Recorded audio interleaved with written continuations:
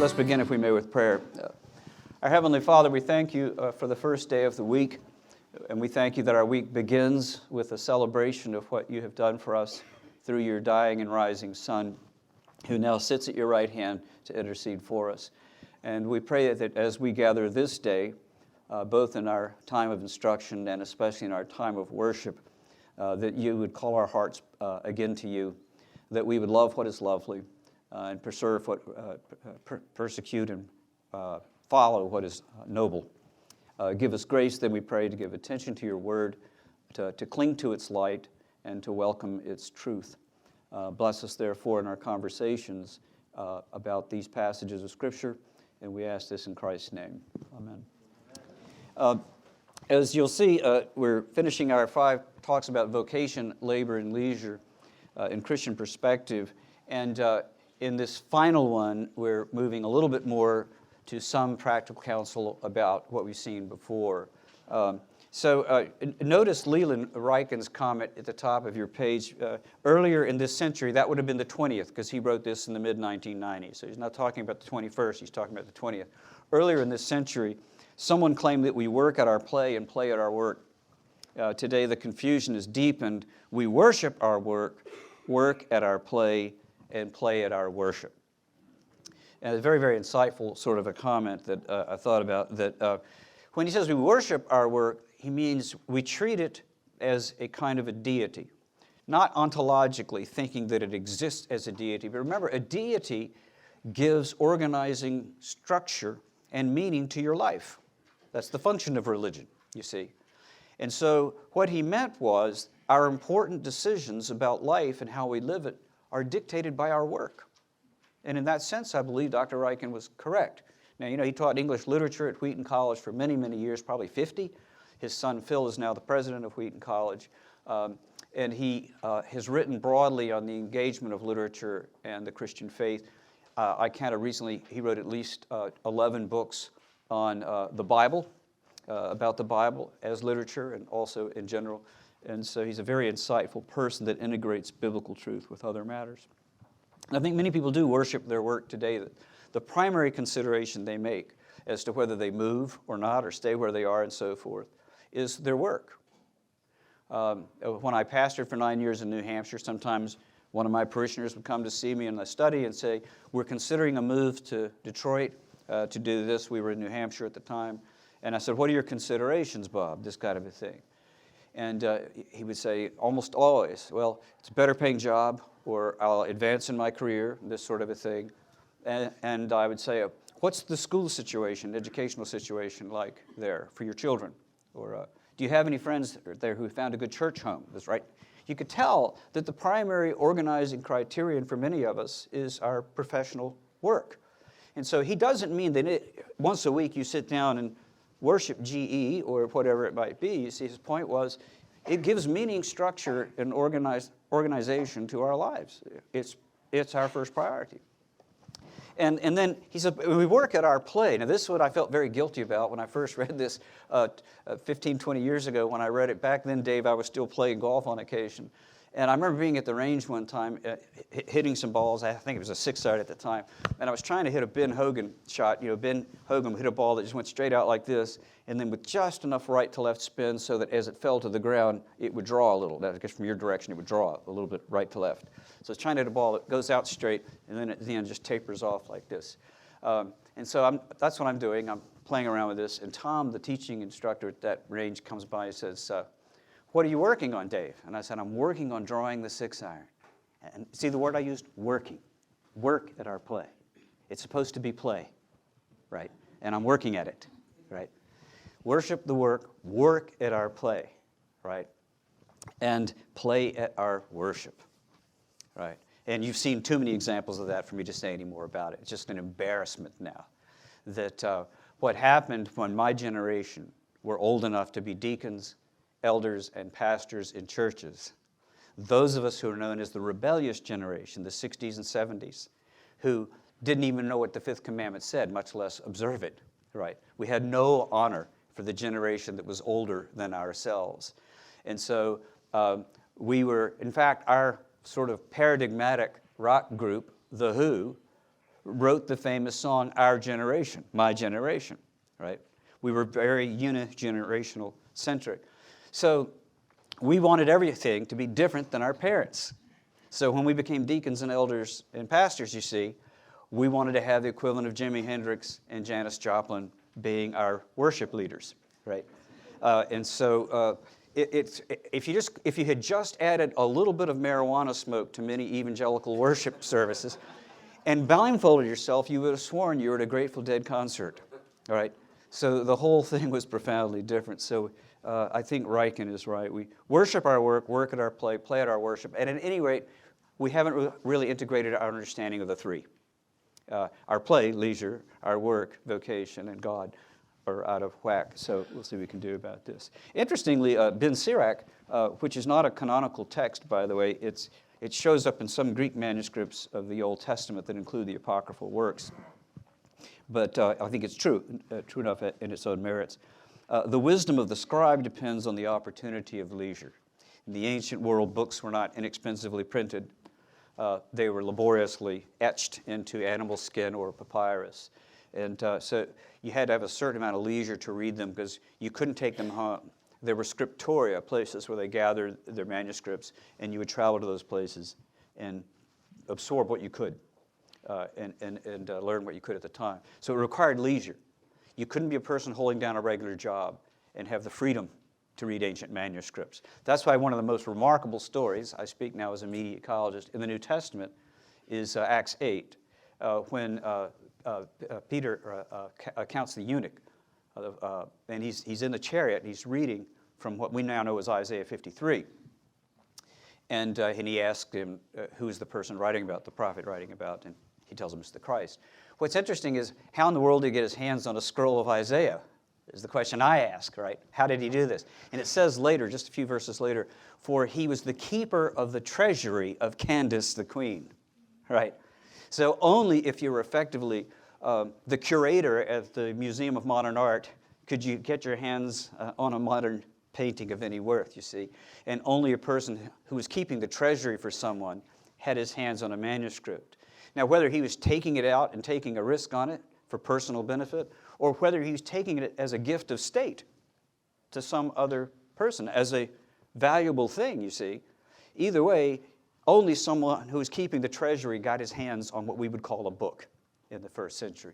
It just wasn't done. So yeah, the wisdom of the scribe depends on the opportunity of leisure, and he who has little business may become wise. He who has little business may become wise, it says. And so there is this recognition that the relation, the balance of leisure and labor is not a new question. It's an old question, and people have been wrestling with it since the ancient world. You'll see in a few moments that Aristotle thought that leisure is superior to labor in most senses. So, and you can just see what I say about this anyway. So if you will look at your Roman numerals A and then down to B, there's some parallelism that goes on here. You'll note that under labor, I ask two questions. Does my labor cultivate the divine image within myself or others? Does my labor cultivate the divine garden without? That's Genesis 1 and 2 that we've been speaking about. And then when we go down to the leisure, we will ask the same questions of leisure as we do of labor. So under B, look down to point 1. Does my leisure cultivate the divine image within? And then on the next page, 2, does my leisure cultivate the divine garden without? So you see, my opinion on the matter, in my studies and reflection on it for maybe 25 years or so, is that the call of God is upon all of our life, labor or leisure. And he claims it as our maker. And he evaluates it as our maker, the way Brahms cares about every note on his manuscript. It's all Brahms, and he doesn't want a non-Brahmsian note out there anywhere, right? And so God does too. And so when he calls us as his image to exercise dominion over the created order, when he calls us to guard and to serve his garden, that's not divided into labor and leisure. That's what we do as humans. Fish got to swim, birds got to fly, humans got to emulate God and care for his created order. That's what we do. And so we evaluate our labor and we evaluate our leisure by the same criteria. And you see all I've listed there are the materials we discussed in weeks 2 and 3. Last week we dealt with what do we do now in our relation to culture. How do we both be culture builders and culture wary? But on the previous 2 weeks, we were discussing Genesis 1 and 2. And all we're really asking as we evaluate our labor and our leisure is the same questions. And in a fallen world, it would be almost impossible, and at least rare, for our labor, for instance, to do all the things that cultivate the human as the image of God and the guardian of His created order. So if we wish to be those kinds of humans, we have to augment our labor with leisure that does what labor doesn't. If you worked as a research librarian, for instance, and nowadays quite often that would mean just on a laptop or a computer, maybe not even working among the stacks. You might be in a small cubicle by yourself all day long working alone. Now, if we think of the human as a gregarious or social being, right, it is not good for man to be alone. That particular labor would not necessarily cultivate your social capacities, your ability to work collaboratively with other people, because you're working on your own. You'd be like Thoreau, but not out for a year and a half or so. And by the way, he went back to town all the time when he lived in his cabin. I've read it. Same with me. When I go to the woods, I don't stay there forever. My mother-in-law wishes, but it doesn't happen, right? So she wants me out there with the other savages, but she doesn't get her way. So what you'll note then is that if that's what your labor does, and it cultivates other aspects of the image of God or the garden of God, then in your leisure you might want to be in a sewing bee or a quilting bee, right? Or sing in a community chorus, or keep the Boy Scouts or the Girl Scouts, right? You might want to augment your labor with leisure, which is designed to enable you to become a fuller, richer human and a better reflection of the divine image within. So all of those questions are just the questions that came out of our previous lectures prior to last week. And we're saying we would assess both labor and leisure by the exact same criteria, because Gordon is a human when he labors, and he's a human when he leisures. He's a little human in both cases, but he's a human, right? And like the elephant man who said, I am a man, I am too. He was a disfigured man, and I'm a short one. But we're both humans, right, you see? And so the same criteria by which we evaluate parts of life, we evaluate all of life. And so if we think in those ways, then you see we have this wonderful opportunity to see leisure as a divine gift to us by which we can explore how rich it is to be a human. And in those aspects of what it means to be a human, labor is taking us in good directions. That's great, and we're thankful for it. And in the other aspects, we augment that with additional kinds of activities that might help us experience what it means to be Imago Dei and what it might mean to take care of His created order. So I won't say much about those 5 questions, because you can see they flow naturally out of all the things we've been discussing. I've re-given the list of most of the human attributes in the last question in each, and have spoken about the fact the only thing I would add to it is, in my leisure, I wish to develop Gordon as a human if I can, but also develop others. That is to say, we can encourage and patronize and stimulate others to also to grow in theirs. So I might choose not to play cello, but ask Anne Martindale Williams to play cello and encourage her to do so, right? And so it's perfectly proper to encourage others in things that we do not ourselves do. But it's also proper for us to cultivate ourselves if we can do so. So the labor questions, I think, are legitimate questions, and I'll leave those to you there. And I want to focus a little bit more on leisure this morning rather than labor, because in my opinion, and this is just one person's opinion, most of what I have read about calling or vocation over the last 40 years in Christian bookstores and books and articles has focused on our professional vocation and has focused less on our leisure, with the possible exception of Dr. Ryken and C.S. Lewis a little bit.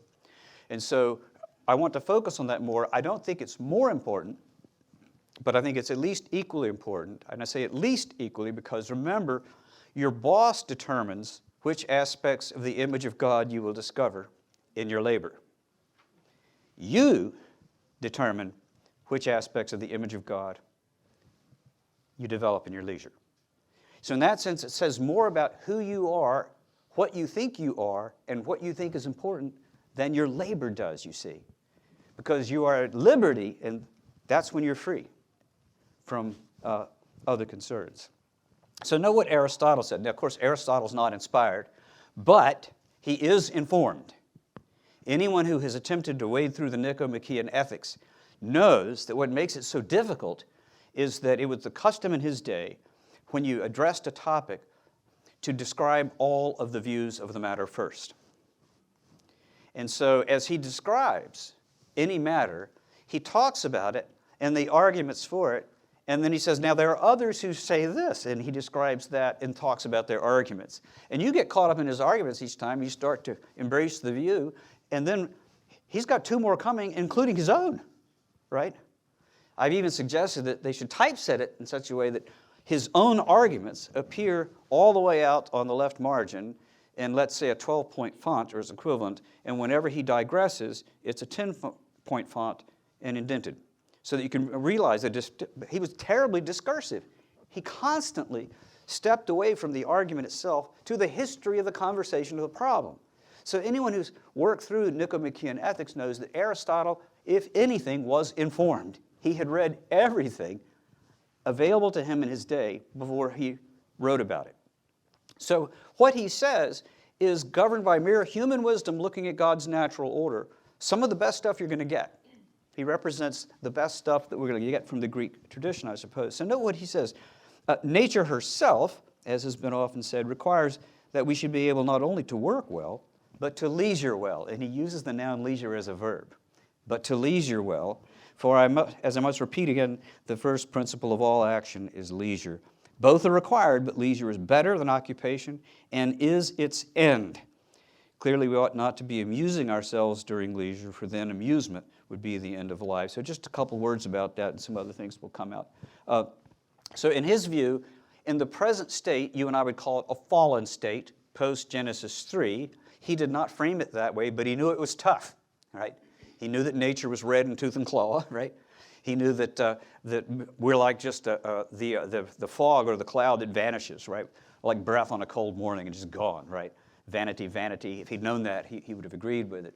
So he knew that it was tough just to work enough to live, to provide food, clothing, shelter, and so forth. But he said the goal would be, if you were freed from those mundane, literally mundane duties, right, what would you do? All right.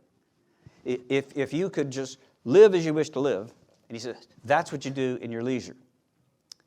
And he contrasts leisure with amusement, right? See, notice he says at the end, that would be mere amusement.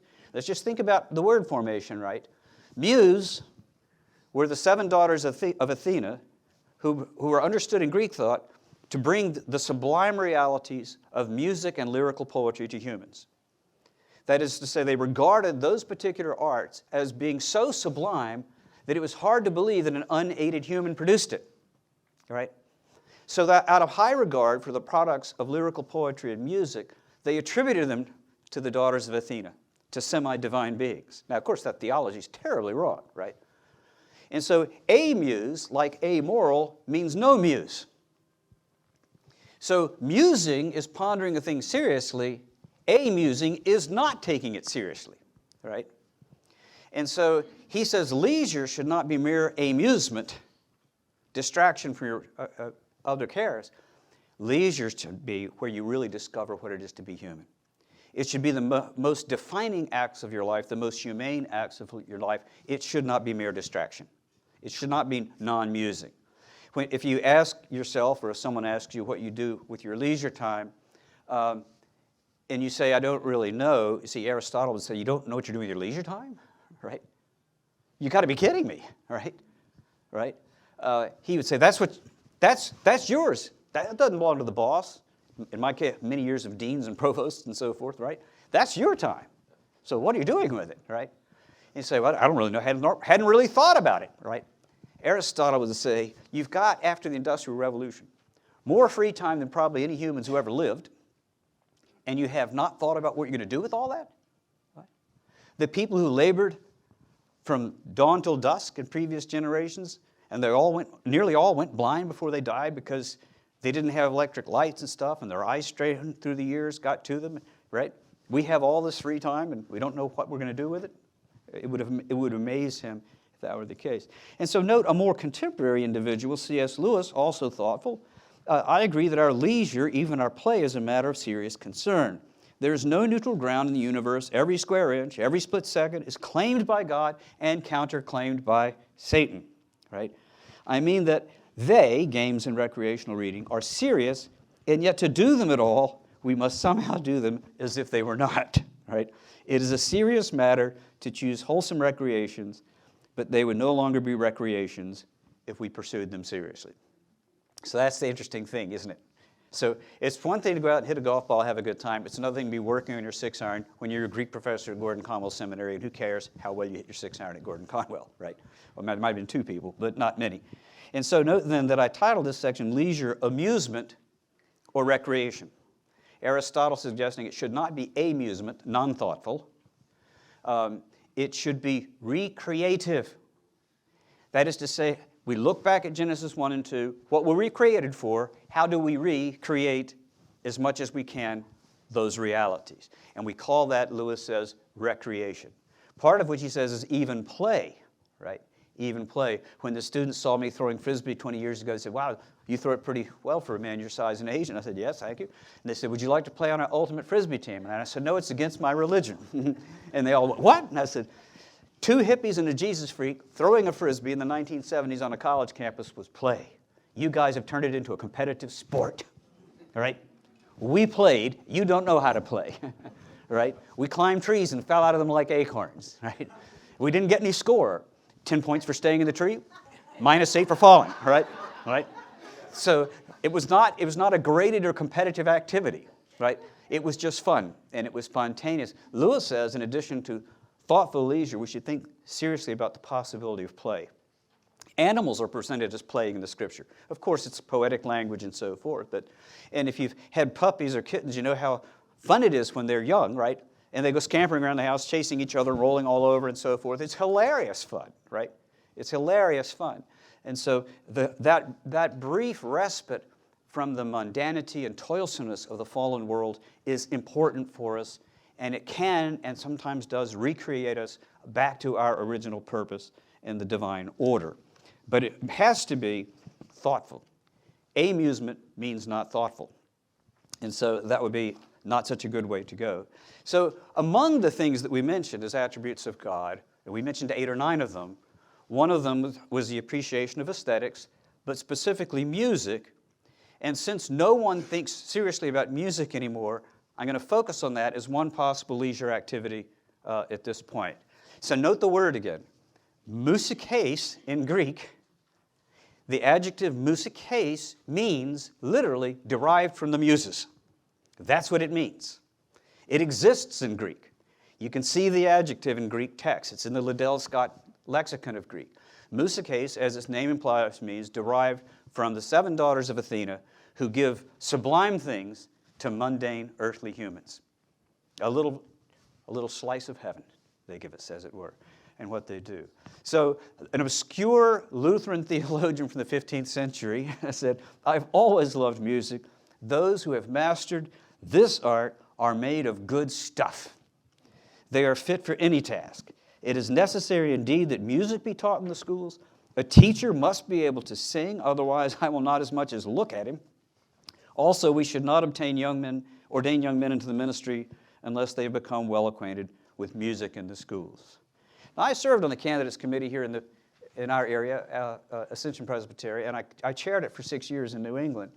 And I don't recall ever handing a hymnal across the table to one of the candidates and say, sing the tenor line, right? Right? Never did it. We sometimes tested them in Greek and Hebrew and theology and other things. But unlike Luther, these people who would lead the church in the liturgy of song every week were not required to know the first thing about music. Luther wouldn't have done it. He also had some more Lutheran things to say at one point, right? He could be negative as well as positive and polemical. And at one point he said, as for those who think about music and choose not to care about it, they should be permitted only to listen to the braying of asses and the grunting of hogs, right? Turn them loose to the barnyard. If that's what they want to hear, turn them loose to the barnyard, he said. I didn't put that in here. I thought it would be inappropriate for a Sunday school class, but apparently it slipped out anyway. So there you have it. And then Constant Lambert wrote this wonderful thing about the music in decline. All the people that I've read have said that the transition in music appeared between 1890 and 1930. That was the period in which we mechanized music and made it mass producible, right? So what we call pop art or pop music, sometimes Europeans call it mass art or mass music because it's mass produced. So they think of it as an outcome of the Industrial Revolution. And then some call it commercial art and commercial music because it is mass produced for commercial profit, and therefore it's pop music because it's aimed at the populace as a whole, not the more refined within it. Right? So all three terms denote the same reality. They refer to the same reality. They're different ways of thinking about it. And so it wasn't until 1890 to 1930 that you had gramophones, player pianos, later radio and so forth, where you actually could produce music as a commercial product. Prior to that, the primary form of musical experience for humans was what we call folk music. If you didn't live in London, Paris, Berlin, Leipzig and so forth, Boston, Philadelphia, New York, you would not have lived in a small village that had a symphony, orchestra, or chorus. So performance music would have been rare in human experience for most humans in the ancient world until the 20th century. Their primary experience with music was they did it. They sang what we call folk songs. Hymns, you know, are folk songs. It's Volkslieder. It's what the people sing, the folk, right? And so hymns are a subcategory of folk music, music produced by the people. It's not produced by performing musicians who have musical skill way beyond what the average human can attain.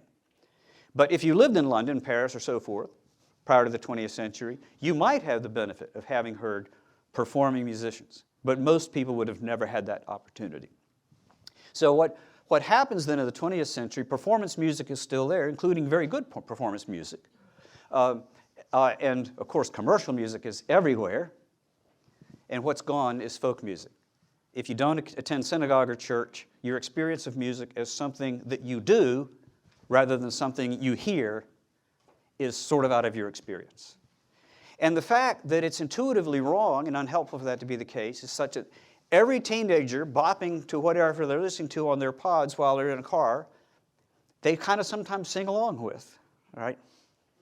Because Luther said that the human is the priest creature, and that's why our neurology permits us to hear and to produce music. Because we were made everlastingly to sing God's praise, and in the life to come we will. All the pictures of Revelation have all those people crying out with a loud voice before the Lamb at his throne, crying out, "Worthy is the Lamb who is slain." We won't have preaching anymore because the work of the church will have already been called to Christ. We won't have diaconal offerings for the poor and the weary because God will have wiped every tear from the eye.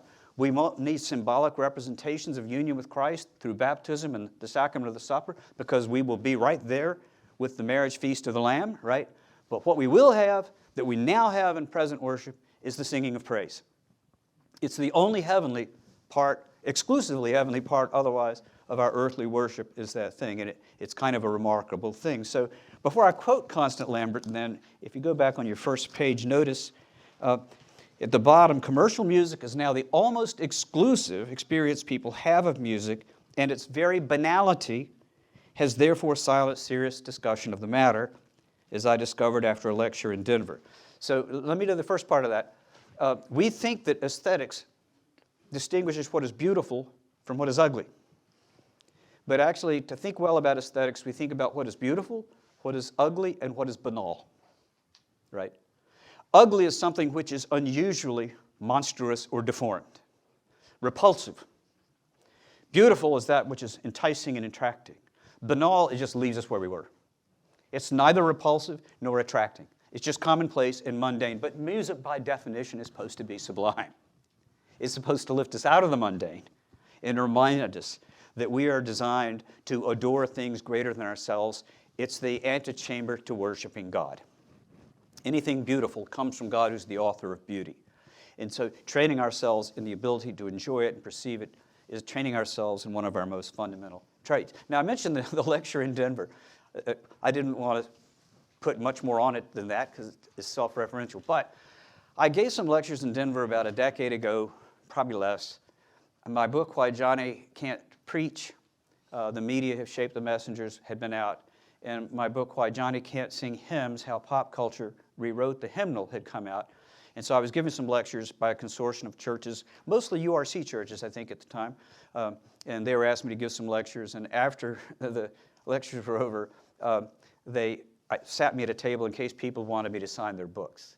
And so hundreds of people came by, all of whom were my mother, to have me sign their book, not the mother-in-law. So one gentleman stood there patiently and kindly, just off, stepping back from the thing while watching this small train of people, seeing if I could spell even my own name. And as I finished, then he came up and he says, "Could I ask you a question?" I said, "Well, certainly, sir. You've waited very patiently." He said, "Why would anyone write a book about singing God's praise?" And I looked him in the eye and said, "Sir, why would anyone write a book about anything else?" And then we looked at each other blinking, each thinking he had met a Martian, right? Right? People who came from totally different backgrounds. But if what we will everlastingly do is sing the praise of God, why are people writing about everything else and they're not writing about this? How important it is, how to do it, what are its virtues and so forth, and vices. It seems to be crazy. So if you muse about it, if you muse about music, if you think about music, you can only conclude that prior to our age, where we've been exposed again and again and again to mundane, banal music, all other generations thought it was sublime. So we go to Sheetz for gasoline in our cars, a pretty mundane task, and expensive too. And we're putting the gas in, and in the background we hear the Rolling Stones or the equivalent. And then we go inside of the Sheetz and say, "I think I'll grab a sandwich and a Coke for the road." And again, the same mundane music is in the background. And then we go to the men's room and do something yet more mundane, again, accompanied by music. It belongs in cathedrals. It doesn't belong in the men's room. Right? That's not where it ought. So you see what happens is we've been forced to be exposed to mass-produced commercial music designed to reach the lowest common denominator. And now we think that's what music is, and that's why people in Denver say, "Why would you write a book about praise?" Right? Why would you do it? It's such a mundane thing. And so notice what Constant Lambert says here, sort of the second quote on the top of your second page. "Never has there been so much food and so much starvation. Never has there been so much music making and so little musical experience of a vital order. Since the advent of the gramophone, and more particularly the wireless, music of a sort is everywhere and at every time. The loudspeaker is little short of a public menace." Right. And she's talking about that period, 1890 to 1930. As recently as when I was in high school, if you went to an appliance store, and they had refrigerators, and they had washing machines, and then they would have a section for stereos and hi-fi. And then the stereo section, the music section, was broken. You'd have amplifiers here, turntables there, and then you had loudspeakers. Bose called their speakers loudspeakers because they were louder than anything but a mother-in-law. They were loud, right? And so they called them loudspeakers, and at some point some smart marketing person said, "That kind of sounds noisy. Let's just call them speakers." But they're not speakers. They have lips and speak not. They don't speak, right? But even they realized calling attention to what a public menace they are is not good for sales, right? But thanks to Constant Lambert, she does consider them to be a menace. That all I want is gas for my car, and I have to be ingrained to listen to a particular kind of music. All I want is a sandwich or a Coke, and I'm ingrained to listen to a particular kind of music. All I want to do is do my business in the men's room, and I'm ingrained to listen to a certain kind of music. It's a public menace that others arbitrate what will cultivate our musical tastes. At some point, we should be like the movie Network and stand up like the British actor did towards the end. "We're mad as hell, and we're not going to take it anymore," right? A great line. Wasn't that Albert Finney that played that role? I think it was. It's a great line. It sends a chill up your spine when you watch him do it. Really neat kind of a thing. So notice then that David Sweesman, he's at the University of Delaware in Wilmington, by marginalizing musical production that was not oriented toward the market, the industry rendered such music invisible, or rather inaudible, nice, right? Or rather inaudible or less legitimate. Music that was serious, complex, or demanding, non-commercial, or bound to local or regional identities or concerns, folk music. Such music did not disappear. but it was forced to compete in a new musical culture with sounds deliberately crafted and promoted to capture as large a share of the public's attention as possible. Within a year or two of Dr. Sweisman publishing his book, Mark Katz produced his. Mark Katz was at the time at UNC in Chapel Hill, and now he's at the Peabody Institute at Johns Hopkins University.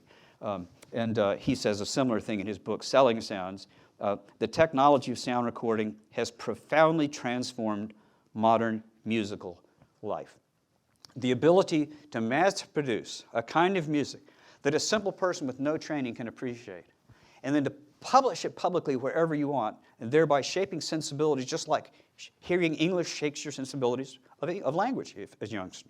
If you grow in France, you learn a different language.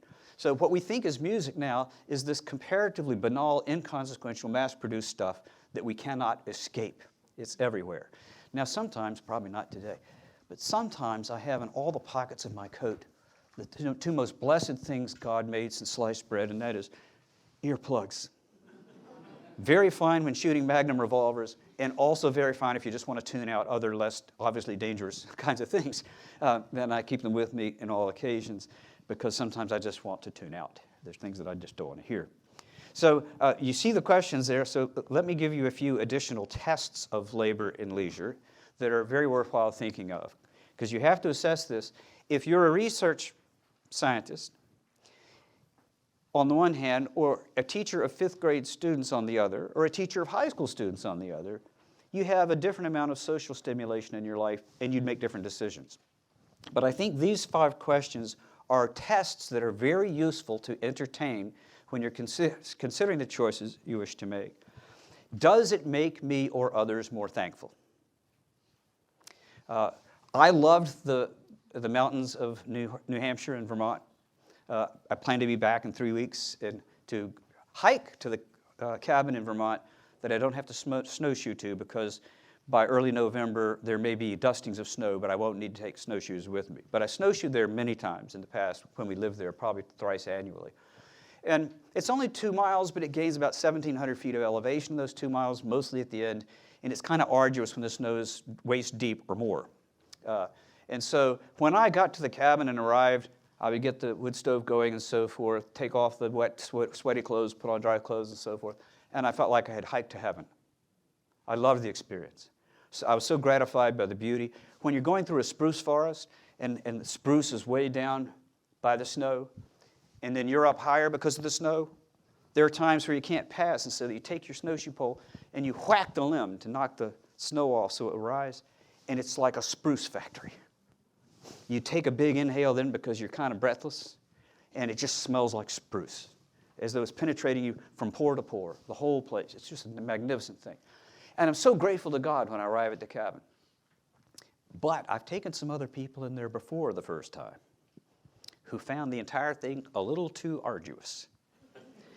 Not only did they not thank God in general as the maker of the forest, they expressly did not thank Him for making me, who had taken them through the experience, you see. So it might have been, there's a possibility, there is something diabolical going on there. So for me, the woods make me thankful. For me, reading Robert Frost makes me thankful, which may not even make Robert Frost happy. Too bad, Robert Frost, all right? And so if something moves your soul towards God in a positive way, to be grateful or full of praise, it's good for you. And if it doesn't, and never does, it's probably not very good for you, because we were made to commune with God. And so some things do, and it is subjective. It'll affect people differently, I think. Does it make me prayerful? Are you inclined to pray and to articulate thanksgiving or praise to God? If it has that effect on you, that's a good effect.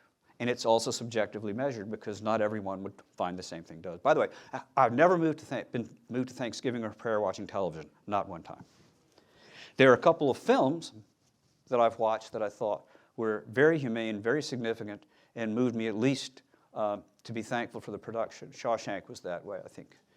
Remarkable kind of a film that celebrated the best in humans and acknowledged their worst, but some don't.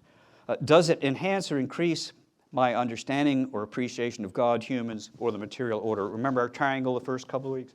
God, the human, the material order. Some things that we do help us to understand one or the other of those, to understand humans better, the material order better, or God better. Those are always good uses of our leisure time. Would I recommend it to others, such as nieces and nephews? Would I recommend it to others, such as nieces and nephews? So we were mentioning earlier, we were chatting that when I taught for 22 years at Grove City College, we sometimes use the phrase in loco parentis. And it wasn't really true. I did not love our students there as I love our two living daughters and the one that passed away. But I did love them the way I love my nieces and nephews. There's a special affection we have for our nieces and nephews, where we don't punish them, we don't discipline them much, right? We enjoy them, but we want them to live long, healthy, and productive lives. I really think that's the way college professors feel about their students. We feel that way about them. So if you would not recommend it to your nephew or your niece, that's a very good test, right? Because you think the best of your nephews and niece in that sense. You have this wonderfully benevolent relation. We even have an English adjective, avuncular, that comes from that. And it means someone who's easily met and welcoming, right? Avuncular.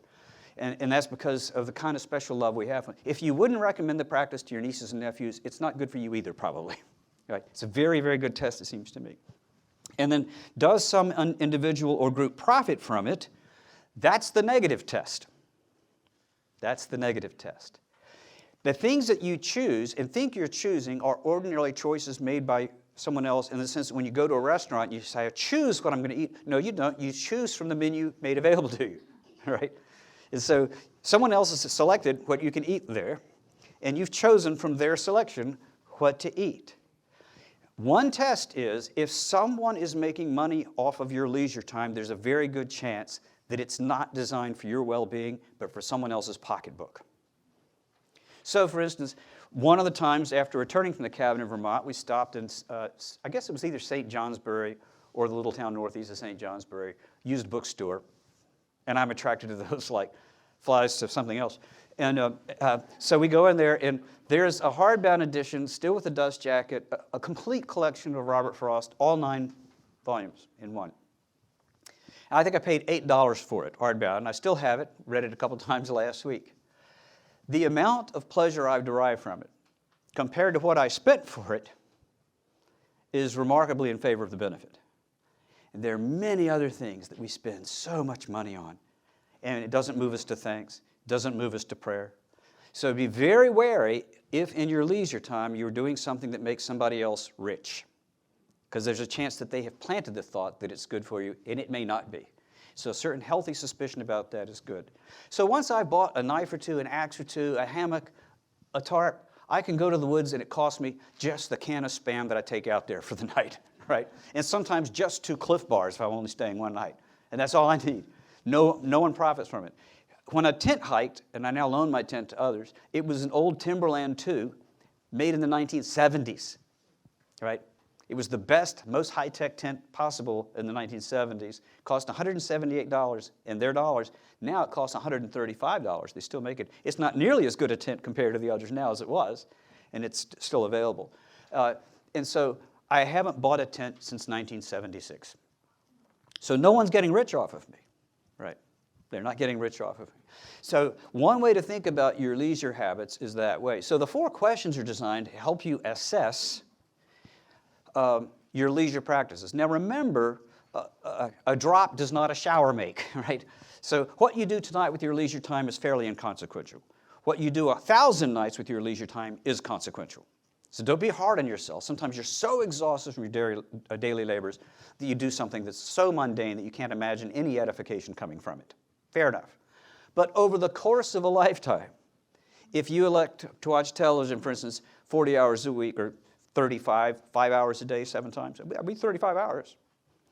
And if you did something else in those 35 hours, pick up a foreign language, play piano, something like this, read edifying or thoughtful works, you'd be a different person.